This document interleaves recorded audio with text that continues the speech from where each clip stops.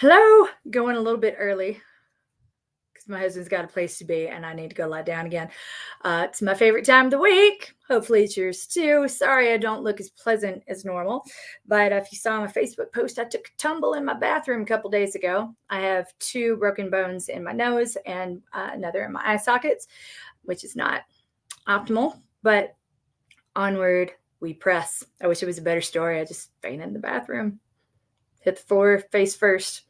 It was not amazing and I'm in a lot of pain, but I'm here because I love you. I'm probably going to be canceling office hours for the rest of the week, though. I'm concussed and I'm supposed to be on total brain rest. And my short term memory is not working terribly well either. So I think Ralph just spare us all and reconvene next week when they say most of this should have dissipated. So weekly wins. Big congratulations to Trisha Thorme. She had a great week running. She ran over 20 miles total for the week and realized her November mileage was the most in 3.5 years. Well done, Trisha. That's amazing. Her week was capped off by a run where her long run had an average heart rate of 137. Holy crap, that's amazing. My heart rate, ever since COVID, gets over 140 just from climbing the stairs. You're winning at life, girl. Well done, Trisha. Woo. Now moving on to the question portion. How are you? How can we support you? Love you more, Coach. I love you guys too. I appreciate it. Honestly, at this point, just pray for me. My family and I are going through it right now. Sorry to be. It's a lawsuit, as you know. It was dismissed and then partially reinstated by an appeals court, and that's going to start any day now. So that was what I was stressed about this week because the scheduling of it was supposed to be on Thursday. But his attorney showed up completely unprepared. So they moved that date out to January the 5th. That's a new deadline to have everything together. And I'm like, I've never been allowed to be this unprepared for anything. So it's a little maddening, but whatever.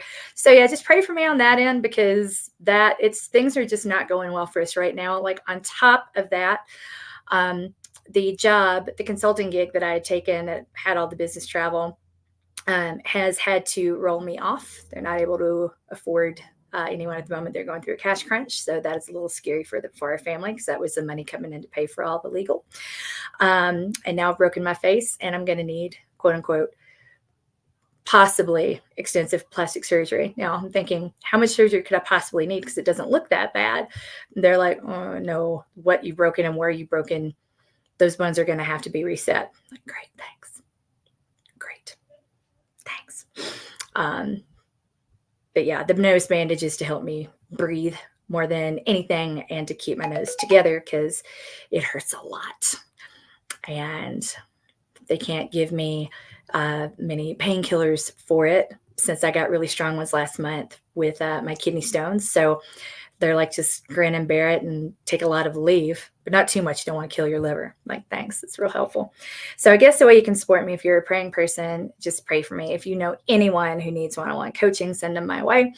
If you know anyone who could use a little more coaching and loving, we sure could use a business of fitness protection. So that's the best thing you can do is keep me in your thoughts and prayers and at front of mind in any of your running discussions. Thank you so much. So yeah, and then the other question, I switched my February race from a half marathon to a trail 10 miler. Never a bad choice. I hope it's a pretty trail. Should I adjust anything about my training in December? Yeah, if you're not doing it already, let's put as many of your long runs on the trail as possible. If you can run part of the trail, just so that you're prepared when you get there. There are all kinds of trails. No two are alike. Some are technical, some are not. Some are slippery, some are not. And whatever you think you know in the summer goes completely out the window when you start running in the winter. And I'm not really sure where this person is located. So if you're in Texas, it might all be the same, or it could be way muddier. So if you have the opportunity to go get familiar with the terrain, I would strongly recommend that, just because we don't like surprises on race day. Nothing new on race day.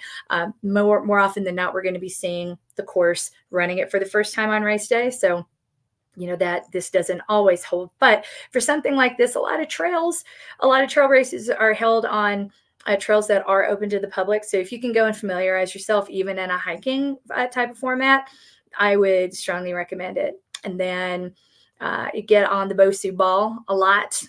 And do that barefoot. You want to be both standing on the soft side and on the hard side. If you go and look through our through our YouTube channel, you'll find Bosu Booty #1. You're going to need a lot of glute and quad strength to get through a trail race. So I highly recommend starting doing Bosu Booty #1. I mean, there is a whole series, but that one is by far my favorite. It never gets old and it never gets easier.